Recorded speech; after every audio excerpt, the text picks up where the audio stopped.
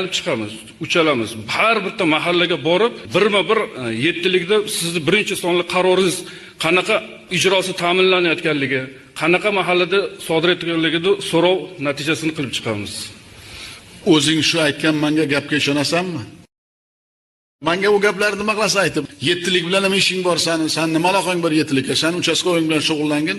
Nimaga menga u cho'pchak gaplarni gapirasan? Endi ko'zimiz ochildi, bu xulosa qilib oldim o'zimga.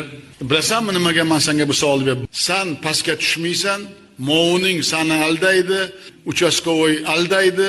O'zgaringlar sizlar. Agar sizlar o'zgarmasalaring, vaziyat o'zgarmaydi. Bundaqa nachalnik ro'g'idlar menga kerak emas.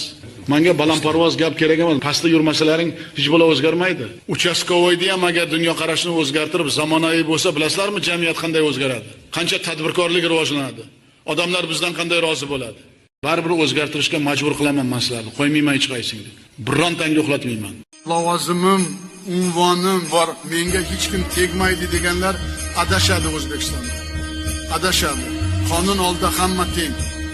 Ichki ishlar, prokuratura, soliq, bojxona, moliya, bank, yirik davlat kompaniyalari, vazirlar va hokimlar bir so'z bilan aytganda bironta idora va tashkilot nazoratdan chetda qolmaydi. Compliance xizmatining faoliyatiga to'sqinlik qilganlar korrupsiyaga sherik deb ko'riladi. Prezidentim Shavkat Miromonovich Mirziyoyev. Men size 2017-yilda verin telegramma yuborganman. Xatlar yuborganman. Nimaga meni qabul qilmaysiz? Nimaga meni murojaatimga javob bermaysiz? Men yaqinda prezident apparatida bo'ldim. Apparatda bo'lganda mana shu gaplarni aytib qaytgan edim. Yozib ham yuborganman shuni.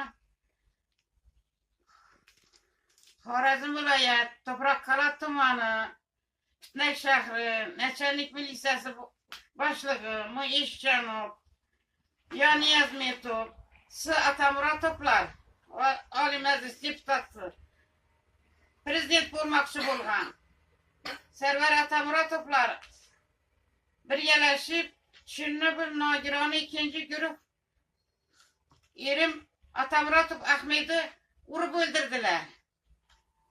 Meni xohlagan ko'ya saldilar, urdilar, haqoratladilar, nafsoniyatima deydilar. Buni 2024-yilda uyima Sibirda Kulchib borgan. Sibirda Kulchib hammasini aytganman, yozib ham olgan. Shundan hech qanaqa javob bo'lmadi. Adam savdosi qizing bor. Qizini necha topding? Bizlara $10,000 berasan deb turib oldi ular.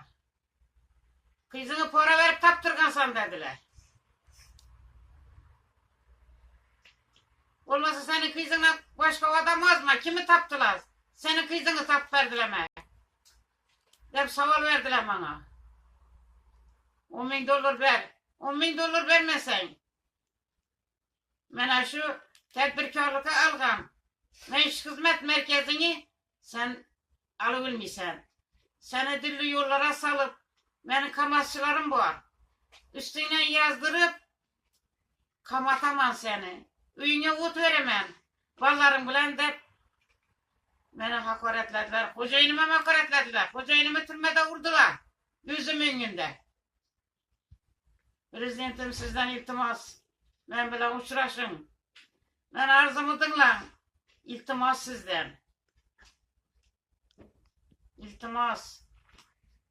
Prezidentim 10 yil oldu yig'layman. Qachon odam yig'layman men? Qachon uchrashasiz mening bilan?